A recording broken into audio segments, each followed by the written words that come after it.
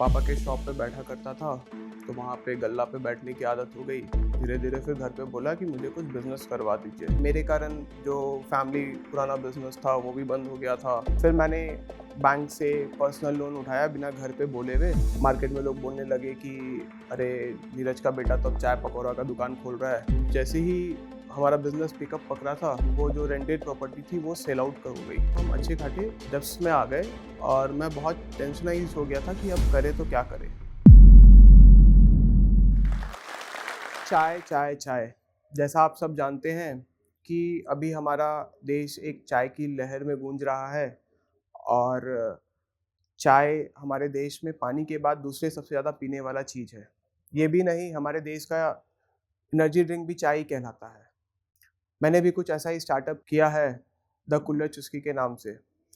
और जब मैं 19 साल का था, उस समय से ही मैं बिज़नेस में लग गया था। बट उस समय मैं अपने डैड के बिज़नेस के साथ था। आज मेरा खुद का बिज़नेस है, जिसका एक एनुअल सेल्स 5 सीआर से भी ऊपर है। मैं उस छोटे से बिज़नेस स्टार्टअप से आज मैं 2 लाख से ऊपर का कमाई करता हूँ। मेरा नाम हर्ष लोहार का है। मैं दरभंगा में ही पला-बड़ा हूँ। मैंने एक स्टार्टअप का शुरुआत किया था 2019 में, जो कुल्हड़ चुस्की के नाम से अभी फ़ेमस है। आफ्टर 12th मैंने दरभंगा से ही बीबीए किया। बीबीए कंप्लीट होने के बाद मैं कंप्लीट बिज़नेस में ही लग गया। पापा के शॉप पे बैठा करता था, तो वहाँ पे गल्ला पे बैठने की आदत हो गई। तो फिर मुझे लगा कि कुछ बिज़नेस करना है, जॉब नहीं करना है। क्योंकि मैंने कुछ पैसे देख लिए, कर लिए, तो फिर जॉब से मन हट गया। धीरे-धीरे फिर घर पे बोला कि मुझे कुछ बिज़नेस करवा दीजिए। मेरे मन में चलने लगा कुछ इंटरेस्ट कि एफ-एन-बी इंडस्ट्रीज़ में क्यों ना घुसें। हमारे इधर कुछ वैसा हाइजीनिक और अच्छा कैफ़ेज़ नहीं था। ऐसा डिसीज़न लिया कि कैफ़े डालते हैं। हमने स्टार्टअप किया, उस दौरान बजट इंक्रीज़ करते गया, तो फिर मैंने कुछ फ़ाइनेंशियल लोन्स भी लिए। 3 साल का जर्नी था ये। और जैसे ही हमारा बिज़नेस पिकअप पकड़ा था, तो कुछ चीज़ों के कारण वो जो रेंटेड प्रॉपर्टी थी वो सेल आउट हो गई। तो जैसे ही वो सेल आउट हुआ, हम अच्छे खासे डेब्ट्स में आ गए और मैं बहुत टेंशनाइज़ हो गया था कि अब करें तो क्या करें? क्योंकि मेरे कारण जो फैमिली पुराना बिज़नेस था वो भी बंद हो गया था, यही सब कारण। बट घर वालों ने सपोर्ट किया, कुछ बोले नहीं। तो फिर डैड ने अपना फिर से कुछ ट्रेडिंग का बिज़नेस चालू किया और हम उसमें लग गए वापस। बट कस्टमर्स का फीडबैक, कस्टमर्स का review, back to back calls आते थे कि आपने क्यों बंद कर दिया? तो इसके कारण हिम्मत कभी ख़त्म नहीं हुई और ऐसा लगा कि नहीं, फिर कुछ नया किया जाए। मेरे मन में चलते रहता कि ताकि एक स्टेप और लिया जाए, एक बार फिर से एफ-एन-बी इंडस्ट्रीज़ में घुसें, क्योंकि भले ही वहाँ लॉस लगा, बट मन में चलते रहता था कि फूड इंडस्ट्रीज़ में कुछ अलग करना है। बैंक से कुछ पर्सनल लोन लिए बिना घर पे बताए हुए, और मैं और मेरी सिस्टर मिलके बोले कि चलो कुछ छोटा-सा एक स्टार्टअप करते हैं। पहले तो बहुत लॉस लग चुका था, तो मन में ये रहता था कि कुछ बहुत बड़ा नहीं करना है, कुछ छोटा-सा ही स्टार्टअप किया जाए। ऐसे ही बैठे-बैठे ख़्याल आया कि चलो चाय का और कुछ हेल्दी स्नैक्स का स्टार्टअप किया जाए। फिर मैंने बैंक से पर्सनल लोन उठाया बिना घर पे बोले हुए, और वो लोन अराउंड 2 लैक्स के अराउंड्स का था, और हमने प्लानिंग और रिसर्च चालू किया। पहले तो फ़ोकस था चाय पे।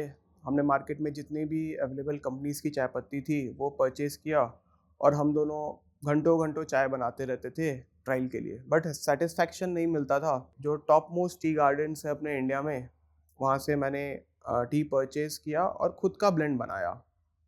और जब खुद का ब्लेंड बनाया तो वो बहुत अमेज़िंग रिव्यू आया चाय का। फिर हमारा चाय का एक सेटअप तो क्रिएट हो गया। फिर दिमाग में आया कि चाय तो हो गया है, अब कुछ स्नैक्स में क्या डाला जाए?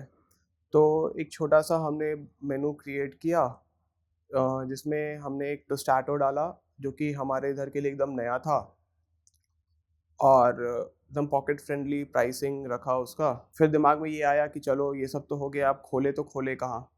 क्योंकि बहुत बड़ा स्पेस भी नहीं चाहिए था और कैपिटल भी नहीं था कि कहीं अच्छा जगह रेंट पे लें। तो पापा की जो शॉप थी, उसी में हमने बोला कि आगे से एक 10 बाई 10 का एक छोटा-सा एरिया दे दीजिए हमें। तो वहीं पे हमने स्टार्टअप किया। मार्केट में लोग बोलने लगे कि अरे! नीरज का बेटा तो अब चाय पकौड़ा का दुकान खोल रहा है। बट घर पे पापा लोग बोले, बट हम बोले कि छोड़िए, लोग ऐसे ही बोलेंगे, सुनते रहिए। अच्छा ग्रोथ आ रहा था, दिन पर दिन सेल्स अच्छे मिल रहे थे, कस्टमर फीडबैक अच्छा मिल रहा था। बट उसके बाद ऐसा हुआ कि कोविड का फर्स्ट फेज़ आ गया। उस फर्स्ट फेज़ के दौरान हमारे पास वर्किंग कैपिटल्स ख़त्म हो गए थे और स्टाफ्स भी सारे घर पे चल गए थे, उनको भी सैलरीज़, हम 1-2 ही, ज़्यादा स्टाफ तो थे नहीं हमारे पास उस समय, 1-2 थे। तो उनको जब तक कैपिटल था उनको सैलरी पे किए, फिर हम नहीं कर पा रहे थे उनको भी। उसके बाद एक नॉर्म्स आया गवर्नमेंट का कि आप अपना कैफ़े या रेस्टोरेंट खोल के आप ऑनलाइन डिलीवरीज़ कर सकते हैं। तो फिर मैं सोचा कि चलो घर पे ही बैठ के क्या करूँगा, खुद ही खोलता हूँ, ऑनलाइन डिलीवरी करना है, अकेले बनाऊँगा और ज़ोमैटो, स्विगी के थ्रू सर्विस दूँगा, कुछ तो बैंक में अमाउंट तो आएगा ही। ऐसे करके मैंने चालू किया, 1 डेढ़ महीना ऐसे ही किया, फिर लॉकडाउन ख़त्म हुआ, फिर फिर से स्टार्ट किया।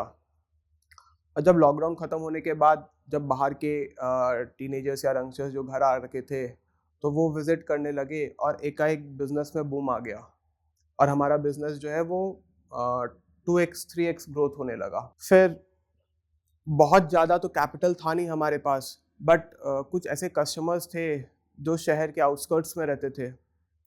वो प्रेशर करने लगे कि भैया बहुत दूर आना पड़ता है इधर डेली। मैं उनको बोलता था यार एक आउटलेट खोलने में बहुत इन्वेस्टमेंट है, अभी मेरे पास उतना कैपिटल नहीं है कि हम खोलें। उन लोग ने बोला कि ठीक है भैया, हम आपको स्पेस दिलाते हैं, बहुत ज़्यादा रेंट भी नहीं होगा, बहुत ज़्यादा एडवांस भी नहीं देना होगा। बट फिर मैं सोचा कि चलो एडवांस और कैपिटल तो अलग चीज़ है। स्टार्टअप के लिए भी तो पैसे चाहिए। पहले तो सब बोल रहे थे कि इतना दूर डाल रहे हो तुम, तो इतना दूर कौन जाएगा तुम्हारे पास? एक तो उधर 9 बजे के बाद ना लाइट्स रहता है अच्छे से, अंधेरा रहता है, शांति रहती है, रिस्क है, तो देख के डालना। ठीक है, मैं बोला ठीक है चलो डाल के देखते हैं। अच्छा ग्रोथ मिला, अच्छा रिस्पॉन्स मिला, वाइब्स बहुत अच्छे थे वहाँ, पार्किंग था, तो हमने जैसा सोचा था उससे बहुत अच्छा रिस्पॉन्स मिलने लगा। फिर सेकंड फेज़ फिर से आ गया कोविड का, तो फिर से टेंशन होने लगा कि फिर आउटलेट्स बंद होंगे और इस समय कुछ ज़्यादा टेंशन होने लगा क्योंकि पहले एक आउटलेट था छोटा-सा, तो उसमें 2 ही स्टाफ थे, अब तो ये 5-6 हो गए हैं। तो अब इनको कैसे सैलरी पे करेंगे, शॉप बंद हो जाएगा। फिर जब लॉकडाउन हुआ तो हमने 1 महीने शॉप बंद रखा। उसके बाद फिर से गवर्नमेंट का सर्कुलर आया कि आप टेक अवे ऑनलाइन चालू रख सकते हैं। तो आउटस्कर्ट्स होने से वहाँ पे उस समय ऑनलाइन का वैसा नहीं था, तो हमने टेक अवे चालू किया। तो क्राउड इतना ज़्यादा होने लगा वहाँ पे, इतना ज़्यादा ना होने लगा कि हम लोगों की आँखों पे चढ़ गए कि ये क्या हो रहा है ऐसा यहाँ पे कि इतना क्राउडेड क्यों हो रहा है। उस दौरान ऐसा हुआ कि वो जो लेन था जिस लेन में हम खोले थे, वहाँ पे लोग पहले बोलते थे क्यों खोल रहे हो, क्या खोल रहे हो? वो एक फूड लेन में कन्वर्ट हो गया और उस लेन में अराउंड 6 टू 7 कैफ़ेज़ एक लेन से खुल गए। तो और बड़ी-बड़ी ब्रांड्स भी आ गई उसमें। फिर बहुत लोग बोलने लगे कि भैया अब तो बड़ी-बड़ी ब्रांड्स आ रही है, आप कैसे कम्पीट करिएगा? ऐसा करिए ऑफ़र्स डाल दीजिए, बाय वन गेट वन ये सब, तो कस्टमर्स आपके बने रहेंगे। मैंने बोला कि नहीं, ऑफ़र्स डालने से तो कस्टमर नहीं बने रहेंगे। अगर हम क्वालिटी और क्वांटिटी और प्राइस अगर अच्छा रहेगा, तो हम कम्पीट सबको करेंगे। और कुछ ऐसा ही हुआ, जब कॉम्पिटिशन्स आए, तो हमें और अच्छा ग्रोथ मिलने लगा। हम डरे नहीं, लेकिन फिर भी हमारे सेल्स में ग्रोथ आते ही रहा। कॉम्पिटिशन से कोई फ़र्क नहीं पड़ा, हमें और मज़ा ही आया। हमारा बिज़नेस बढ़ते गया, फिर हमारे पास फ्रेंचाइज़ीज़ के कॉल्स आने लगे कि भैया हमें फ्रेंचाइज़ी चाहिए।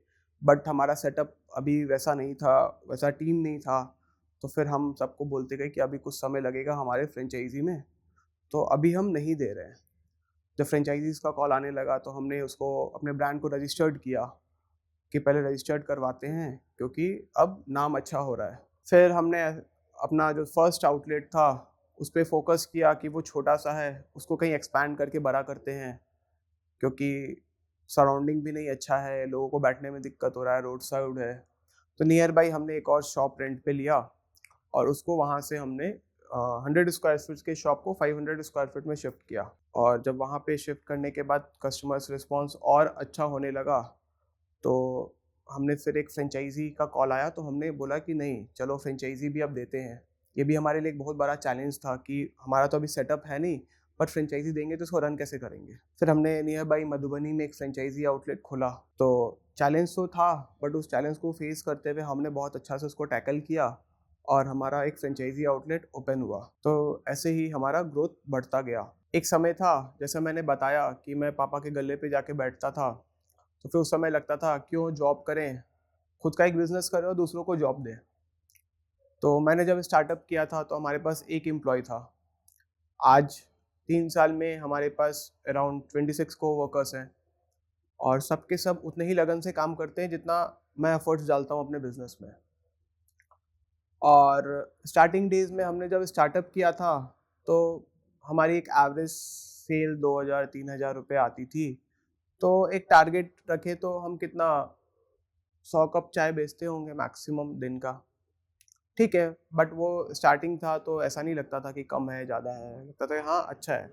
मैंने कभी नेगेटिव नहीं सोचा अपने बिज़नेस में। अगर मुझे कोई दिक्कत भी आया तो मैं उसको पॉजिटिव वे में ही लेके सोचा कि इसको आगे कैसे ठीक किया जाए। और आज हम अराउंड 2 लाख कप से ऊपर सर्व करते हैं मंथली। बट अगर सेल्स की बात करें तो हम सालाना 1.5 सीआर से ऊपर का सेल्स है हमारा। मेरा यही कहना है कि अगर आप कोई भी चीज़ को पॉजिटिव लेके सोचते हैं, भले ही वो आपके बुरे समय हो चाहे अच्छे हो, बट अगर आपका मन में ऐसा है कि नहीं हमको कुछ करना है तो नेगेटिव माइंड में मत लाइए, हमेशा पॉजिटिव सोचिए। पॉजिटिव सोच के अगर आप बुरे समय को भी साथ में लीजिएगा तो आपका अच्छा ही होगा। एक मन में ऐसा आता है मेरे कि मैं कहाँ छोटी जगह से बिजनेस कर रहा हूँ, तो मुझे एक्सपेंशन बहुत ग्रोथली क्यों नहीं मिलता है।